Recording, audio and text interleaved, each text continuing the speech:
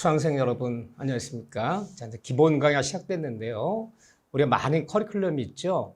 뭐 기초 강의 있고 기본 강의 있고 뭐 심화 강의 있고 뭐 요약 강의도 있고 기출 문제 강의도 있고 판례 특강도 있고 단원별 문제 풀이도 있고 모의고사 문제도 있고 최종 적중 문제 및 요약정 여러 우리가 커리큘럼이 있는데 시간이 되시는 분들은 이 커리큘럼들을 따라오는 것이 가장 옳은 거예요. 수년간 여러 번의 경험을 거쳐서 초학자들이 우리가 뭐 초등학교를 얘기하면 한글도 읽을 줄 모르는 초등학생들 입학시켜서 기역, 니은 가르쳐서 우리가 국어책도 읽고 국어가 돼야지만 우리가 또 그걸 가지고 뭐 자연도 배우고 사회도 배우고 수학도 배우는 거 아닙니까? 그런 코스가 있는데 여러분들은 그냥 초등학교 입학생을 생각하시면 돼요. 시간이 되시면 이 말해준 커리큘럼대로 가는 것이 가장 체계적이고 가장 쉽게 가는 길이다. 물론 시간이 없을 때야 이걸 다 코스를 거칠 수가 없다면 그 많은 강의 중에서 어떤 과목이든 가장 중요한 그 커리큘럼 하나만 꼽아봐라 그러면 지금 시작하는 기본 강의예요. 이게 제일 중요해요. 그럼 어느 정도 중요하냐? 많은 커리큘럼 중에서 기본 강의가 차지하는 비중이 70%예요. 그러면 시간이 없으시고 우리 속성반이잖아요. 이 운전면허학원으로 따지면 우리 운전을 가르치는 학원이 아니라 운전면허를 따게 하는 학원이라고 생각하시면 돼요.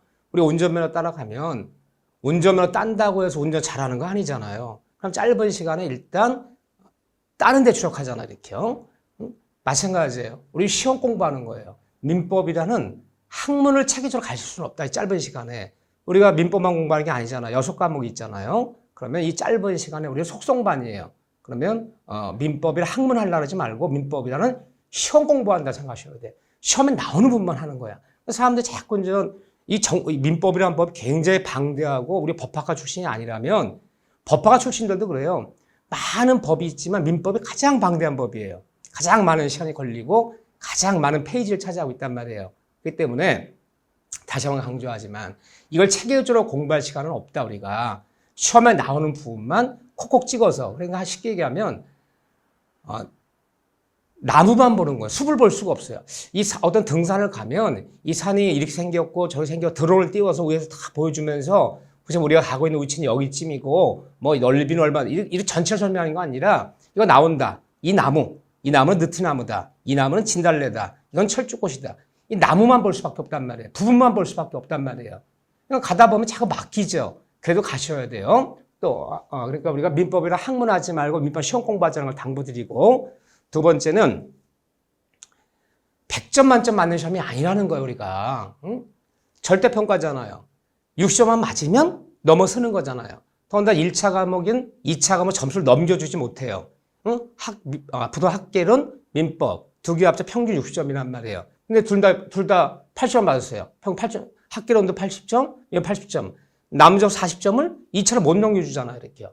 그러니까 너무 공부를 많이 해도 시간이 너무 잡아먹는 거고 너무 적게 하면 떨어지는 거고 참 이게 애매한 선이란 말이에요. 그 모든 기준 누가 지고 있느냐. 여러분들 초학자이기 때문에 선생이 알아서 조절한단 말이에요. 그러니까 선생이 제가 하자는 부분만 하면 돼요. 이렇게 분들이. 그러면 가장 짧은 시간에 60점 넘어서는 거다. 생각하시고 그런 다음에 제가 기본 강의 하면서 별표 3개 쳐주는 부분이 있을 거예요. 자, 이 별표 3개 쳐주는 부분은 거의 별일이 없으면 시험에 거의 나온다 보시면 돼. 그러니까 별표 3개 치는 부분이 우리가 1페이지부터 민사트 마지막 페이지까지 한 35개쯤 나올 거예요. 그러면 이 35개 중에서 적어도 절반 이상 나온단 말이에요. 20문제 이상 나온단 말이에요. 절반이 아니라 한 70% 나온다 보시면 돼요. 그 다음에 별표 2개 쳐주는 부분이 있어요. 별표 2개 쳐주는 부분도 아마 한 35개쯤 될 거예요. 그러니까 여기서 출제도 20% 정도 된다 보시면 돼요. 그러면 총 40문제 중에서 8문제는 이게 나온다 보시면 돼요. 그 다음에 별표 하나 치는 부분이 있어요. 별표 하나 치는 부분은 시험은 물론 별표 하나 치는 부분도 굳이 말하자면 한 30개 될 거예요. 전체에서 이렇게 한 100개쯤 칠 건데 제가 출제 비중은 낮아요. 비중은 좀 출제 비중은 낮지만 우리가 어떤 개념이라든가 민법 공부하는 데서 중요한 그 키포인트를 쥐고 있는 것들, 용어라든가 어떤 기초가 되는 것들 이런 것들은, 그러면 여러분들이 교과서 전부가 페이지가 두껍잖아요. 700페이지예요. 700페이지 책 전부를 3번, 4번 정독할 수가 없단 말이에요. 그 생각 보세요. 만약 700페이지를 3번 정독하면 3, 7, 21, 2100페이지예요. 그러니까 2100페이지를 하루에 10페이지씩 읽으면요. 210일이 걸리는 거고, 그렇잖아요? 20페이지씩 읽으면요. 그 절반인 걸 100일 이상 걸리잖아요. 근데 우리 100일 걸린 게 기억에 남습니까?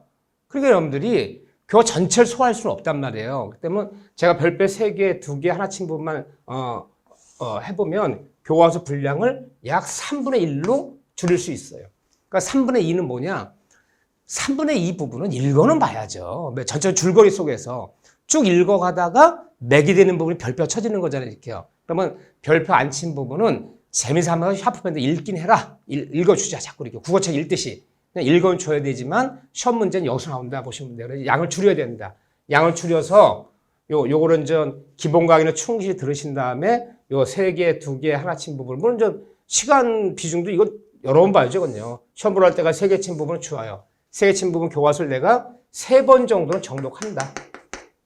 2개 친 부분은 적어도 2번 정도는 내가 정독을 한다. 정독이라는 게 뭡니까? 생각하게 하면서 밑줄 그어가면서 이해하려고 노력하고 그 부분의 강의를 다 찾아보고 이해가 안 되면 2번 정도는 내가 시간 들여 정독한다. 별표 하나 친 부분은 내가 1번 정도는 반드시 정독하고 암기한다. 나머지 부분은요. 나머지는 읽긴 한다. 이렇게 읽긴 하지만 이게 우리가 맥이 되는 부분은 아니다. 그래서 우리 공인중개 시험은 법대 학생들한테 보는 중간고사, 기말고사 이런 시험이 노스쿨 시험이 아니에요. 이렇게요. 초학자분들한테 적어도 중견부 볼 때 이 정도의 민법 지식은 알아야 중견부도 보고 계약도 맺고 국민들의 재산 관계를 지킬 수 있는 거 아니냐. 그러니까 용어를 쓸 줄 알아야 되고 그 관련된 용어를 쓸 줄 알아야 되고 결론을 알아야 돼요. 이러이러한 일이 있다면 결론이 어떻게 되는 건가? 그 결론이 판례예요. 이런 분쟁이 벌어지면 판결은 어떻게 나왔는가? 모든 마지막 판례로 연결돼야 되는 거니까요. 그럼 시험장 가면 올해 시험도 마찬가지예요. 3, 4회 시험도 마찬가지예요. 시험 문제를 보면 마지막에 가로 열고 다툼이 있다면 판례에 따라라. 문제가 다툼이 판례에 따라서 정답을 골라라. 이런 문제가 40문제 중에서 35문제, 36문제란 말이에요. 이렇게요. 그럼 여러분들이 마지막은 판례를 알아야 되는데 처음부터 판례를 알 수는 없어요. 왜? 용어도 모르고 이게 무슨 스토리인지를 모르는데 판결 내용이 외워집니까? 이렇게요? 그렇죠? 그렇기 때문에 여러분들이 마지막에는 판례를 챙겨야 되는데 여러분들이 판례를 많이 신경 써야 되는 것은 적어도 기본 강의가 1번 정도, 2번 정도 완강이 된 다음에 굳이 말하자면 여러분들 민법 공부로 얘기하면 적어도 민법 공부 시작한 지 3개월 정도가 지난 다음부터 이제 판례들을 챙기기 시작하는 거예요. 그럼 용어도 많이 알아듣고 스토리가 있잖아요. 어디 들어가면 스토리를 알잖아요. 이렇게요. 그럼 이게 이렇게 결론이 나왔구나. 그 판례 읽어보면 판례 중에 70% 정도, 70, 80%를 고개 끄덕끄덕하죠. 그렇지. 내가 배운 지식이라면 이 판례가 이렇게 얘기하는 게 맞겠지. 이 고개가 끄덕끄덕 든단 말이에요. 그래야지 그게 흡수가 되는 거지. 처음부터 판례가 나오는데 판례 중심 막 해봤자 모래성사께요. 한글도 모르는 사람들한테 문장 외우라는 건 마찬가지예요. 기억 내용도 알고 한글을 읽을 줄 알아야지 문장을 외워지는 거죠. 이렇게요. 그거 보시면 순서가 있다. 판례는 공부 시작한 지 한 3개월쯤 지난 다음부터 많이 챙기기 시작하자라는 말씀드리고 또 공부를 하다 보면 우리가 민법 총칙, 물론 물권, 계약법, 민사특별법이 있잖아요. 근데 네 파트마다 조금씩 공부 방법론이 다르다는 거예요. 총칙을 공부할 땐 이렇게 하는 게 좋고 물권을 공부할 땐 어딜 중심으로 공부하는 게 좋고 이렇게 약간 좀 같은 민법이지만 공부하는 그 스타일과 방법은 틀려져야 된다. 그럼 그때마다 제가 말씀드릴 거고요. 그런 다음에 또 하나 당부드릴 것은 초학자분들, 재시생분들 다시 한번 도전하시거나 하는 분들은 기초 강의를 굳이 안 들어도 되지만 초학자분들, 처음 하신 분들은 반드시 기초 강의를 꼭 들으셔야 돼요. 꼭 한번 듣고 오셔야 된다는 거. 이 기본 강의하면서 기초 강의할 때 했던 것 중에 중요한 건 다시 하지만 굉장히 상세하게 용어를 설명할 수가 없단 말이에요. 전체를 이렇게 우리가 이제 여행을 가면 이 기초 강의가 이거예요. 유럽 여행을 갔어요. 그냥 가이드가 유럽에는 포르투갈 있고 스페인이 있고 어디가 있고 어디가 있는데 우리는 스페인에서 이틀 있을 것이고 포르투갈에서 하루 있을 것이고 어디를 갈 것이고 이렇게 전체적인 안내를 지금 해주는 데예요. 그러면 기본강의 들어오면요. 이미 포르투갈에 온 거예요. 그럼 거기 이제 세세히 들어가야 되는데 다시 그걸 하기 힘들단 말이에요. 꼭 기초강 참조해 주시고, 그 다음에 공부를 들어가면 교과서에는 버릴 게 아무것도 없어요.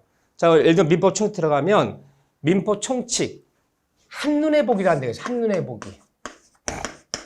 어느 파트 가든지 이 교재를 쓰신 이정환 교수님께서 한눈에 보기라는 파트를 만들어 놨어요. 이렇게. 자, 찾아보면 총칙에 한눈에 보기 보면 아, 우리가 민법 총칙 10문제 나오는데 파트가 이렇게 5파트로 나눠져 있구나. 이 5파트에는 이런 용어들이 있구나. 이걸 외우라는 게 아니에요. 민법 총칙을 다 배운 다음에, 배우기 전에 보라는 게 아니라 다 배운 다음에 이 한눈에 보기를 봤더니 이 용어들이 기억이 나더라. 아, 성립요건, 확정, 가능, 적법, 타당이 있고, 의사 흠결에는 비진이, 허위 표시, 착오, 뭐 사기, 강박. 이 글자 기억이 나야 돼요. 이걸 보고 머릿속에 좀 어느 정도 떠오르는 게 있어야 돼요. 공부를 다 한 다음에 여기 있는 용어들을 모두 알면 끝난 거예요. 정확히 공부를 한 거예요. 그래서 한눈에 보기는 그 파트가 끝난 다음에 이 한 페이지 펴놓고 나서 그 용어들 나오잖아요. 이렇게요. 그 용어들을 다 알아야 돼요. 아, 이 용어들이 알면 정확히 공부를 한 거예요. 이렇게요. 그런 용도 써주셔야 되고, 그 다음에 어느 파트에 들어가면 바로 이제 우리 총칙에 이제 18페이지잖아요. 이제 저랑 같이 공부하는 방법론을 먼저 우리가 상의하고 들어가야 되는 거예요. 그러니까 첫 파트 민법 총칙 페이지 18페이지 펴 보시면요, 출제 비중이 나와 있다고요. 우린 짧은 시간에 시험 공부한다 그랬잖아. 출제 비중에 맞춰서 시간을 써야 되는 거예요. 그럼 만약에 지금 첫 번째 파트가 법률관계 및 법률행위라는 파트인데 여기 출제 비중을 보면 25회 때부터 34회 때까지 쭉 넣어놨잖아요. 물론 이제 어느 날 뭐 한 문제 나오는 애도 있고 뭐 세 문제 나오는 애도 있고 등등 주로 몇 문제예요? 주로 세 문제잖아요. 그럼 여기는 두세 문제 나온다. 두 문제 내지 세 문제 나온단 말이에요. 그러면 그 출제 비중에 맞춰 시간을 쓰는 거지 이해될 때까지 끝까지 물고 들어지라는 게 아니에요. 그건 시간이 무한정 있고 우리가 상대평가는 몇십 대 1이에요. 응? 커트라인이 85점에 끊길지 공무원 시험처럼 88점에 끊길지 모르는 사람들은 상세 공부를 해야 되는 거야. 이해될 때까지 그걸 쳐다봐야 되는 거야. 왜? 나 함조부터 해야 되니까. 남들이 못 맞히는 문제를 내가 맞춰 붙는 거니까. 근데 절대평가는 그렇지 않아. 절대평가는 같은 선생한테 봐서 남들이 같이 맞히는 문제를 나만 틀리더라. 실수해서. 그걸 막자는 거예요. 그렇기 때문에 보편 타당한 것이 중요한 것이지 어렵고 특이한 게 중요한 게 아니라는 거예요. 고득점이 필요한 게 아니기 때문에 저는 이 기본 강의할 때 철저하게 100점 만점을 목표로 공부를 삼을 수는 없어요. 100점 만점을 공부를 삼아버리면 양이 엄청 늘어나고 굉장히 어렵겠죠. 이렇게요. 저는 내 기본 강의를 제가 기본 강의를 48강 정도에 맞춰서 할 생각인데 내 기본 강의를 충실히 들으시고 제 기본 강의를 100% 이해하라는 거 아니에요. 적어도 한 7, 80% 이해하신 분들은 누구나 70점대는 맞을 수 있다. 70에서 80점 맞을 수 있다. 저 여기로 국한할 거예요. 쉽게 얘기해서 물론 강의하다 보면 80점 이상 되는 문제도 있고 또 강의하다 보면 40점 이하의 문제도 있겠죠. 그렇지만 주종은 여기에 맞추겠다는 이 수준까지 가르치겠다는 거예요. 그냥 넘어서는 거. 80점 넘어서서 80점부터 100점까지 들어가는 것은 물론 전 굳이 이제 요 정도 난이도로 이제 상급 난이도라 부르는데 이런 걸 상급 난이도라 부르는데 해마다 시험에서 올해도 34회 때도 마찬가지였고요. 한 5문제에서 6문제 정도 굉장히 어려워요. 어려운 문제 나와요. 그 객관의 속성이잖아요. 기본 문제, 중간 난이도, 최상급 난이도 나눠지겠죠, 이렇게요. 그런데 이 중에서도 5, 6문제 나오는데 이 중에서도 아무리 공부를 내가 전공자야, 법학과 나온 사람이야, 응? 또 가르치는 선생이야. 그런 선생들도 헷갈릴 문제가 2문제 정도 꼭 나와요. 이 2문제 정도는 포기하는 거야. 이거는 틀려내는 문제예요. 나머지가 이제 4문제 남잖아요. 4문제는 이 4문제까지 맞추려면요. 공부량을 현재 공부하신 거에 다시 50% 늘려야 돼요. 2차 방정식 푸는데 3차 방정식 맞추려면요. 공부량 엄격히 늘어나야 되는 거예요. 이 문제. 그러니까 이건 포기하자는 거예요. 맞추면 감사하고, 못 맞추면 이건 서로 다 틀리는 문제고. 나머지 4문제에서 35문제. 여기서 승부를 걸자는 거예요. 최장 난이도만 포기해도 공부량은, 여러분들 공부량의 30-40%는 줄일 수 있다. 그걸 말씀드리고요. 저는 여기에 모든 걸 맞춰서 한다는 걸 말씀드립니다. 미리. 자, 이렇게 말씀드리고. 자, 어느 파트 들어가면 항상 가이드가 있잖아요. 가이드 봐주시고 바로 들어갈 거예요. 제가 기초강의 때 말씀드렸어요. 민법 총칙은 용어를 가르치고 개념을 정리하는 것이고 추상적이고 학문적인 파트다. 실생활에 관련되는 파트가 아니다. 우리가 민법 공부에 들어가기 위해서 이런 용어들을 쓸 줄 알고 이렇게 학문적 기초가 돼야 된다. 학문적이에요. 굉장히 어렵죠. 우리가 법학 전공 학생이 아니니까. 그래서 민법 총칙은 네 파트 중에서 공부하기는 가장 어렵다. 공부하기는 가장 어렵다. 우리가 민법 총칙, 물권, 계약법, 민사특법 공부가 가장 어려워요. 우리가 물권법이나 계약법 이런 거 배우면 뭐 매매가 어떻고 저당권이 어떻고 전세권이 어떻고 많이 들어본 용어란 말이에요. 들어본 용어이기 때문에 그래도 우리가 실생활에 쓰고 있는 것들이기 때문에. 근데 민법 총칙 들어가면 법률행위, 법률사실, 법률용권, 용태, 사건, 의사의 통지, 관념의 통지, 무슨 무건대리, 비진이, 통정 안 써본 용어란 말이야. 1번씩 한자 용어잖아요. 얼마나 낯설고 우리가 여기가 힘듭니까? 이건 법대 학생들도 어려워하는 파트인데 자, 다시 한번 민법 총칙 10문제 나오지만 공부는 어렵다. 학습은 어려워요. 가장 어려워. 네 파트 중에 하나. 어렵다. 그런데 시험에서 득점이에요. 득점은 가장 쉽다. 자, 아이러니하게도. 왜요? 그 10문제 중에서 9문제는, 한 문제는 어떻게 나올 수 있어요. 9문제는 늘 나온 데가 나와요. 그러니까 제가 민법 총칙 한 20군데, 한 20군데 찍으면 거기서 9문제 나와요. 늘 정해진 데를 낸단 말이에요. 그렇기 때문에 득점이 쉽다르고 공부할 때는 용어이기 때문에 세세하게 들어가지만 민법 총칙은 굵직굵직한 문제를 내요. 굵직굵직하게.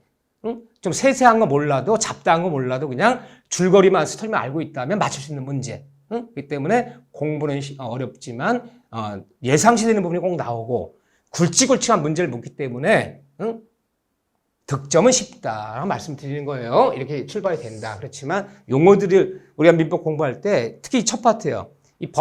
우리가 지금 첫 파트 권리변동 파트인데 법률행위 파트 서른 파트는 그 자체가 우리가 출제 비용은 낮아요. 하지만 앞으로 우리가 민법 공부할 쓴 많은 용어들이기 때문에 그 용어가 중요하기 때문에 용어를 연습하자는 거지 이 자체를 처음에 출제하는 경우는 참 드물다. 많지는 않다. 바로 들어갈게요. 자, 여기서 21페이지 첫 번째 21페이지 피시면 권리변동이라는 파트가 있어요. 그게 이제 23쪽까지 나와 있는 거예요. 그 용어를 이제 배워야 돼. 그러면 여러분들이 이 권리변동 파트에서 굳이 말하자면 그 제목이에요. 권리 취득 위에 보면 법률 권리변동 구체 모습 그래갖고 요 얘기가 22페이지에 나와 있는데 그 위에다가 별표 하나 치는 거예요. 제목에다가 별표 하나. 제가 하나 치고 두 개 치고 세 개 친다 그랬잖아요. 그렇죠? 물론 시험 문제는 주로 세 개짜리와 두 개짜리도 주로 나와요. 하나짜리는 우리가 민법을 공부하는데 기초 개념이 굉장히 중요한 파트들이 많다. 별표 친 부분만 보자 그랬어요. 자, 기초 강의도 간단히 얘기했지만 권리변동 파트 들어가면 사람의 권리의 발생이라는 게 있어요. 권리의 발생. 권리가 발생되기도 하고 권리가 변경되기도 하고 권리는 언젠가 소멸하기도 해요. 이게 권리의 일생이야. 발생, 변경, 소멸. 이 단어 권리의 발생, 변경, 소멸 이 단어 합쳐서 뭐라 부르냐? 이거를 권리 변동이라 불러요. 법률 용어로. 참, 이게 다 용어들이에요. 그럼 뭐, 변동 그러면요. 발생, 변경, 소멸이에요. 그럼 의무 변동 그러면요. 의무의 발생, 변경, 소멸. 앞으로 많이 쓰는 용어죠. 채권 변동 그러면요. 채권의 발생, 변경, 소멸. 물권 변동 그러면요. 물권의 발생, 변경, 소멸. 이 변동이라는 말은 이 세 단을 줄여서 우리가 변동이라 부르는 거구나. 이렇게 부르기도 하고 또 이 변동이라는 말을 다른 말로 쉬운 말로 하면 이건 한자 용어예요. 득실 변경. 어떤 사람이 권리를 얻기도 하고 발생. 소멸 잃기도 하고 권리가 변경돼요. 권리 변동 이꼴 권리의 득실 변경. 또 발생, 변경, 소멸 세 단을 합쳐서 항상 변동이라고 부른다. 근데 우리 민법에서는 사람이 권리를 얻는 거죠. 권리 얻는 방법에는 크게 두 가지가 있다. 이 파트는 좀 우리가 용어를 좀 잘 봐주셔야 돼요.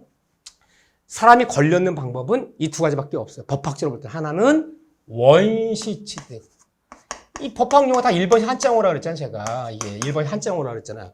권리 원시취득. 또 하나 권리의 승계취득. 원시취득, 승계취득. 이 두 가지밖에는 없어요. 그러니까 권리 원시득이란 말이 뭐냐? 권리 원시득했단 말은 이 세상에 없던 권리를, 이 세상에 없던 권리를 내가 최초로 만든 거, 처음으로 내가. 최초로 권리를 내가 만들어낸 거, 최초로 권리를 만들면 권리를 원시 취득했다 불러요. 그러면 승계 취득은요, 내 권리를 만든 것이 아니라, 최초로 만든 것이 아니라 남의 권리를 승계, 물려받는 거예요. 남의 권리를 물려받으면 승계 취득. 내가 권리를 최초로 만들면 원시 취득. 이렇게 부르는 거예요. 그러면 이제 말로 쓸 줄 알아야 돼요. 민법은 국어예요, 국어. 이 단다시 명사 묻지 않아요. 문장을 물어, 문장. 그럼 만약에 이걸 묻고 싶어요. 그러면 원시적 권리 최초로 만드는 거, 승계전 남의 권리 물려받는 거, 말뜻은 알아 이렇게. 그럼 문장 한번 표현해 볼게요. 원시취득이란 이런 식으로 나온단 말이에요. 지문이 나오면 타인의 권리에 기함이 없이, 남의 권리에 기함이 없이 내가 최초 권리를 만드는 거. 남의 권리에 기해 내 권리 생긴 게 아니에요. 그럼 여기다 쓰자면요.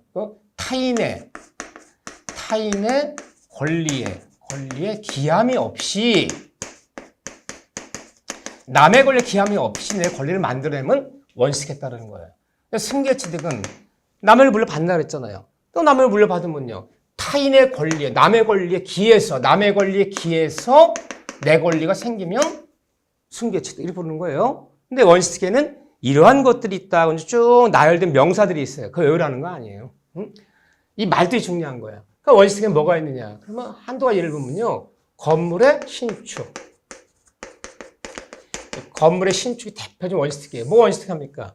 내가 내 토지에 내 돈 들여서 최초로 건물을 졌어요. 건물이 준공됐어요. 그럼 건물의 소유권이라는 게 발생하잖아요. 그 소유권은요, 남의 소유권 물려받은 것이 아니라 내 최초로 만든 소유권이잖아요. 건물의 신축에 따른 소유권 취득은 원시 취득이 되는 거예요. 예를 들면, 그 다음에 채권의 발생. 자, 이런 걸 한두 가지 기억하고, 채권의 발생. 채권이 뭐냐면요, 돈 빌려주고 돈 빌려가는 거 보세요. 나 돈 빌려주는 사람이야. 돈 빌려주는 사람을 대주라 불러요. 돈 빌려가는 사람 차주라 불러요. 그러니까 대주와 차주 사이에 원금 1억 원을 이제 얼마 주기로 하고 언제 갚기로 하고 돈을 빌려줬어요. 그럼 빌려준 사람은요, 채무자한테 1억을 갚아달라는 채권이 발생했죠. 그럼 사람과 사람의 채권의 발생은요, 돈 빌린 계약에 의해서 최초로 만든 이 권리지, 이게 누구 권리 물려받은 게 아니잖아요. 그러니까 사람과 사람 사이에 돈 빌려주는 관계를 생각하세요. 돈을 빌려주면 빌려준 사람은 빌려준 사람한테 내 돈을 갚아달라. 1억의 채권이 발생하죠. 그게 원시득이에요. 처음 만든 거예요. 이거 남의 권리 물려받는 게 아니에요, 이런 것들은. 그 다음에 이 다음에 보면 이 법률의 규정이라는 게 있어요. 이게 주로 이제 물권법과 많은데, 물리적으로 최초로 만든 권리가 아니라 법률의 규정에 따라서 원시 취득으로 하기로 하자. 처음 만든 권리를, 남의 권리 물려받은 것이 아니라, 남의 소유권 물려받은 것이 아니라 내가 최초로 만든 소유권으로 하자. 이 법률의 규정에 따라서 이 원시 취득되는 것들이 있어요. 이 다음에 이제 소유권 참 많이 배워요. 뭐 선의 취득, 예를 들면 시효 취득, 무주물 선점, 요실물 습득, 매장물 발견, 예를 들면 부합, 혼화, 가공 이런 것들은 법률 규정에 따라서 원시 취득으로 하는 것들이에요. 이런 게. 그러면 이 원시득한 권리 특징이 뭐냐? 원시득하는 것은 남의 권리 물려받은 게 아니라 최초로 만든 소유권이잖아요. 최초로 만든 권리잖아요, 내가. 항상 여러분들이 민법 공부할 때 어느 권리를 원시득했다. 이 원시득했다는 말만 나오면 원시득한 권리는 완벽하고 퍼펙트한 권리예요. 즉 하자 있는 권리가 있을 수가 없어요. 그래서 어느 권리를 원시득했다는 말만 들으면 완벽하고 퍼펙트한 권리를 얻은 거야. 하자는 흠 있는 권리가 있을 수가 없어요. 응? 누구도 나에게는 원시득한 사람에게는 누구도 권리 하자임을 주장할 수 없다. 완벽한 권리를 얻는 거예요. 자, 이렇게 보면 하자 있는 권리가 있을 수 없다. 이렇게 보시면 되고, 승계취득은 남의 권리 물려받는 거예요. 그러면 내 전 사람이 갑이라는 사람이에요. 갑이 소유권이 있었어요. 근데 매매해서 내가 매매 잔금 치르고 부동산 등기 넘겨받았어 이렇게요. 그 어른 부동산 매수인은요, 얘 소유권을 물려받는 거죠 이렇게요. 그 승계취득했다 부르는 건 내 앞서는 권리를 물려받는 게 승계취득인데, 승계취득했다 그러면 승계취득은 잘 봐보세요. 내 앞사람이 만약에 하자나 뭔가 흠이 있는 권리가 있어. 뭔가 문제가 있는 권리야. 그러니까 물려받는 사람들 하자음이 따라와 안 따라오는 거죠. 그러니까 승계취득은 나의 권리 물려준 전 사람이 권리 하자음이 있었다면 승계 물려받는 사람도 하자음이 따라온다는 거. 하자음 있는 권리가 있을 수 있다는 거죠. 하자음이 따라오니까. 근데 원시특은 따라오는 게 아니야. 최초만 소유권이다. 최초만 거기 때문에 누구도 하자음이라는 권리가 있을 수가 없어요. 그럼 차이가 있잖아요. 그러면 굳이 말하자면 자, 이런 게 이제 포인트가 되는 거예요. 좀 어려운데 우리가 용어를 가르칠 때는 그 옆에 써져 있는 뭐 앵무새처럼 뭐 조그만 글씨를 외우는 게 중요한 게 아니라 뭔가 분류를 했잖아요. 권리 발생에는 원시 취득이 있고 승계 취득이 있더라. 뭘 분류를 하면 민법에서 이게 분류하는 표현 이게 뭔가 분류하면 법적 취급이 달라지는 거야. 뭔가 다른 효과가 있기 때문에 나누는 거지. 민법은 용어 외우라 하는 게 아니에요. 뭔가 법적 효과 달라지지 않으면, 뭔가 차이점이 없으면 나누지 않아요. 그러니까 어떤 차이점이 있느냐. 자, 내 앞사람이 만약에 갑이라는 사람이 있다 치면, 내 전사람이래. 전사람이 갑이라는 사람이 있다 칩시다. 갑이 권리가 없는 무권리자야. 무권리자. 권리가 없는 사람이에요.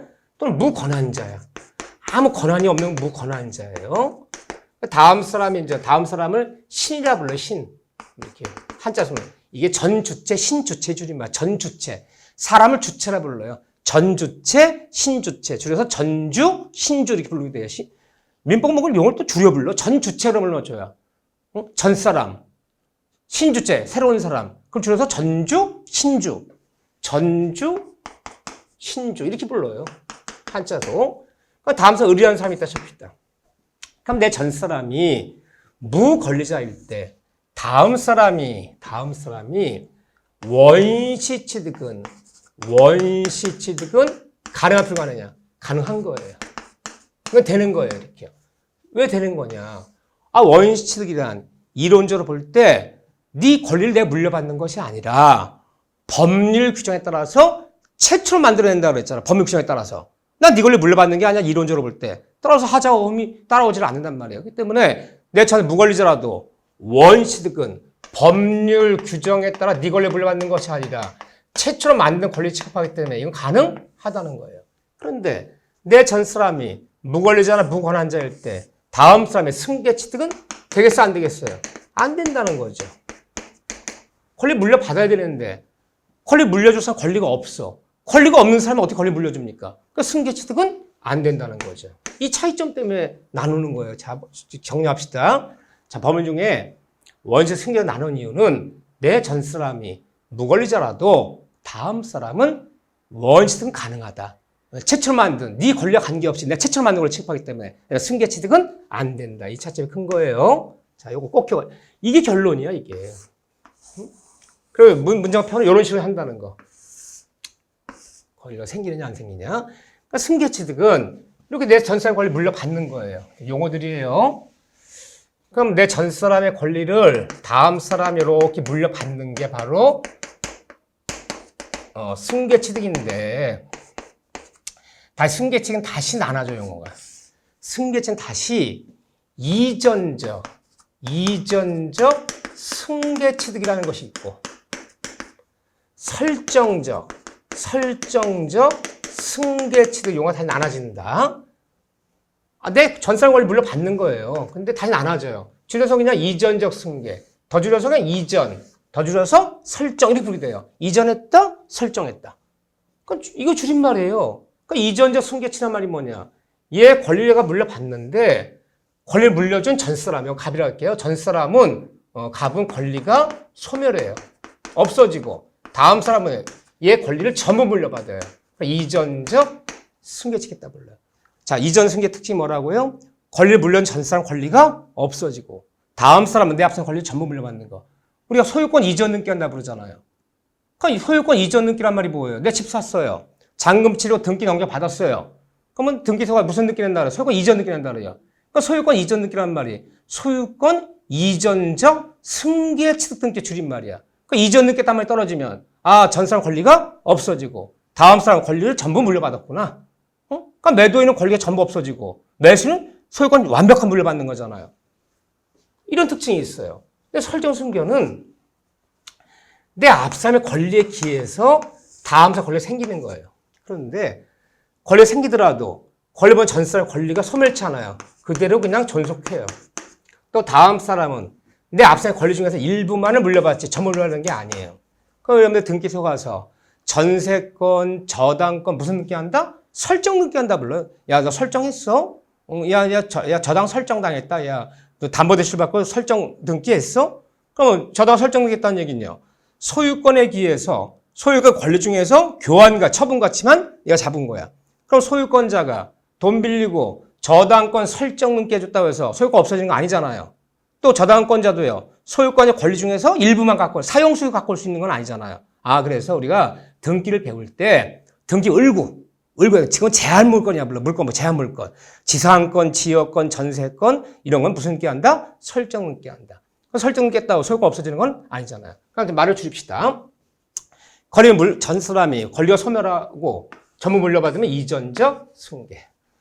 권리 물려준 전 사람이 권리가 소멸처럼 존속하면서 다음 사람이 얘 권리 중에서 일부만의 권리를 갖고 오면 설정적 승계다리 부르는 거예요. 자, 이렇게 부르고 이전 등기했다, 설정 등기했다. 그렇게 생각하시면 돼요.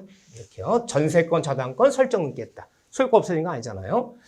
이전 승계 다시 여기는 에어라는 거 아니에요. 이거 쓰라는 거 안 나와요. 여기는 다시 이전 특정 승계라는 것이 있고 특정 승계 취득이죠. 줄임말이. 포괄 승계라는 게 포괄. 특정 승계, 포괄 승계. 많이 쓸 용어들이에요. 그러니까 이전 승계니까요.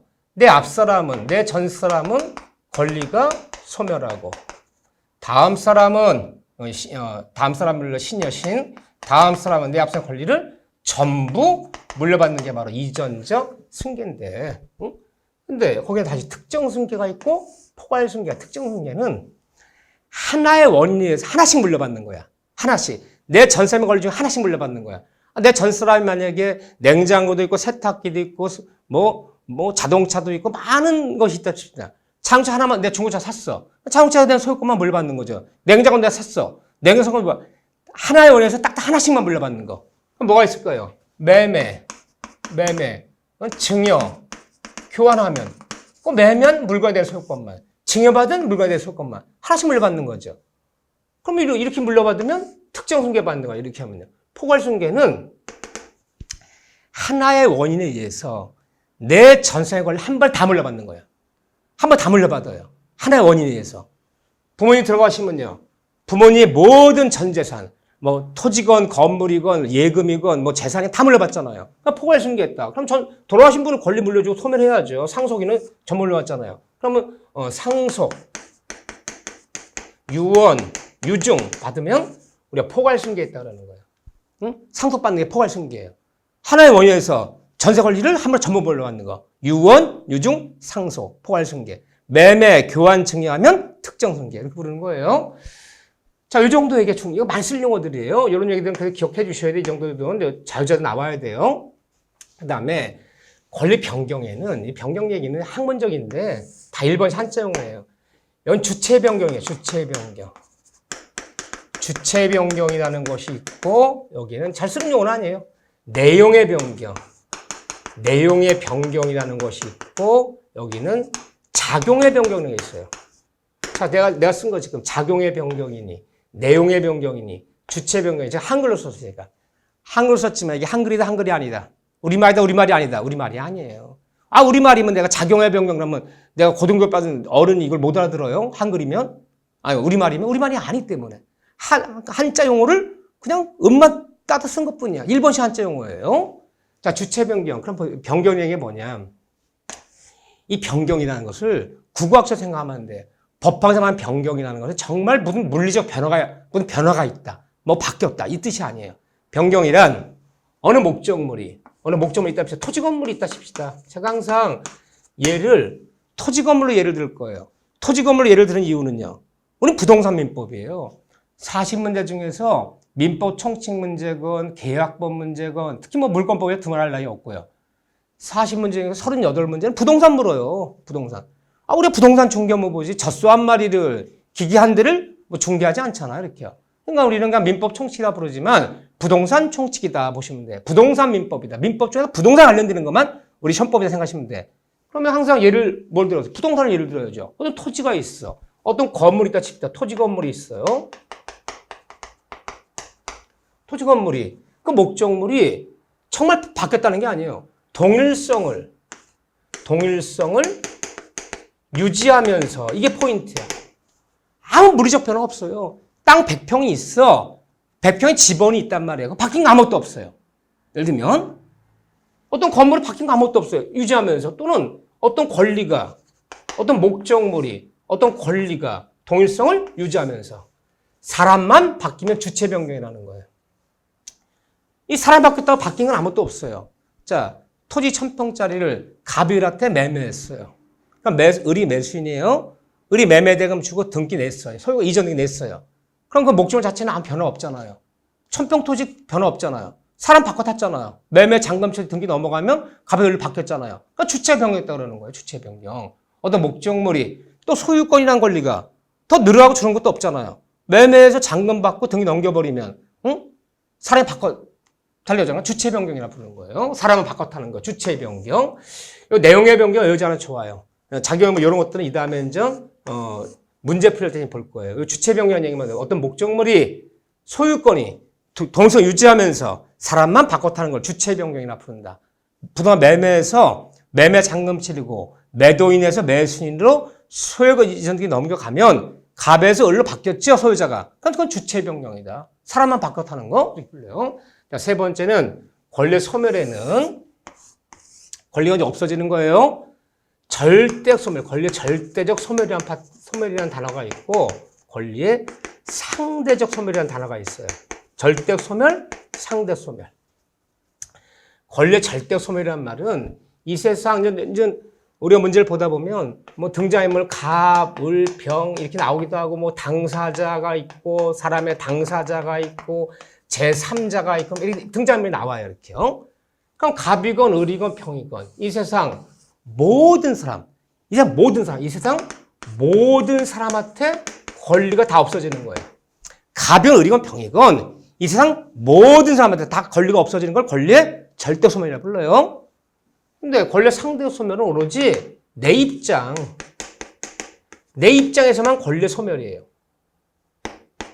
그럼 내 입장에 다른 사람 입장에서는요. 그럼 만약에 갑을병 이렇게 등장하면 오로지 내 입장, 나의 입장에서 권리 소멸이지만 을과 병의 입장에서 권리 소멸이 아닌 거.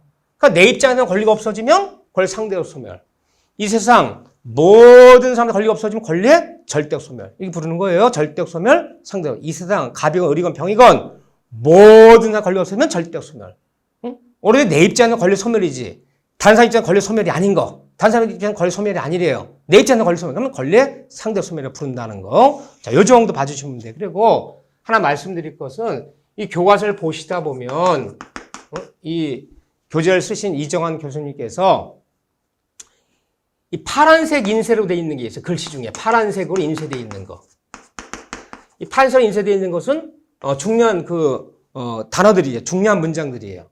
그래서 어디를 보든 그냥 뭐 제가 중요한 별표를 안 쳐줬어요. 별표 3개, 2개, 하나 안 쳐줘도 파란 부분, 파란색 글씨 되어 있는 부분은 항상 그런 용어들은 중요한 용어들이라는 거예요. 그래서 여러분들이 그런 데 부분을 한 번씩 형광펜을 쪽쪽 그셔야 돼. 파란색으로 인쇄되어 있는 부분을. 자, 첫 번째 시간에는 이 용어 쓰는 거. 이것도 연습해야 돼요, 연습 안 하면, 이거 못 쓴다. 일단 기본적으로 보면, 이런 걸 가지고 이제 이 다음에 이제, 뭐, 문제풀이나 심화에 들어가면, 이런 걸 가지고 이제 한두 가지 더 이제 연습할 거예요. 근데 이걸 모르면, 이 용어를 모르면 그 다음 단계 갈 수가 없는 거죠. 1차 방정식을 모르는데 2차 방정 갈 수는 없잖아요. 보통 시험 문제가 이 정도만 맞출 수 있는 단다시 문제를 물어요. 이 용어는 자주 나오지는 않지만, 이 자체도 한 3년에서 4년 정도에 걸쳐서 한 번씩 이 용어를 묻는다, 한 번씩. 그렇지만 출제 비용 이 정도의 3, 4년을 한 문제지만 이 용어를 쓰지 못하면 민법 공부하기 힘든 거다. 설정 승계, 이전적 승계, 포괄 승계, 특정 승계, 권리 변경, 주체 변경, 원시 취득, 승계 취득. 용어를 자꾸 연습하셔야 돼. 자, 첫 번째 파트는 요 하나 하는 것만으로 여러분들이 만족하시고. 자, 제가 이제 안내랑 앞으로 저랑 공부할 때 안내랑 내가 어디 강의한다. 나는 8점짜리 이상 강의는 잘 하지 않는다. 거기까지 양을 줄여서 반복할 것이다. 또 민법이라는 학문을 공부하려 하지만 민법이라는 시험 공부를 하자. 속성반이다. 속성반. 그래서 빠른 속도로 60점 이상 맞는 거를 목표로 삼겠다. 또 너무 전체 숲을 보지 않고 나무 중심으로 가자. 숲을 전체를 봐야지 맞출 수 있는 문제를 80점, 90점짜리 정도 내가 민법을 공부해서 한 90점 맞고 싶으면요. 숲을 전체를 볼 줄 알아야 돼요. 숲을 전체를 볼 줄 모르면 9점 문제를 못 가. 하지만 60점, 70점은 나무만 봐도 숲을 보지 못, 전체를 아우르지 못하도 부분만 가지고 부분만 잘 알아도 우리가 60점 다, 6.7점 다 맞는다. 강조 드린 거예요. 자, 첫 번째 파트는 요 용어 하나 정리한 거로 하고요. 다음 시간부터는 본격적으로 또 용어를 중심으로 몇 가지 나가보도록 하겠습니다. 제가 별표 쳐준 부분만 보자 그랬어요, 제가요. 일단은 나머지 부분은 한 번씩 읽긴 한다. 그렇지만 시험은 나오면 여기서 한다. 별표 하나 이렇게 봐주시고요. 자, 여러분들 간단한 파트지만 복습해 주시고 다음 시간에 이어서 진도를 나가도록 하겠습니다. 자, 여러분들 수고하셨습니다.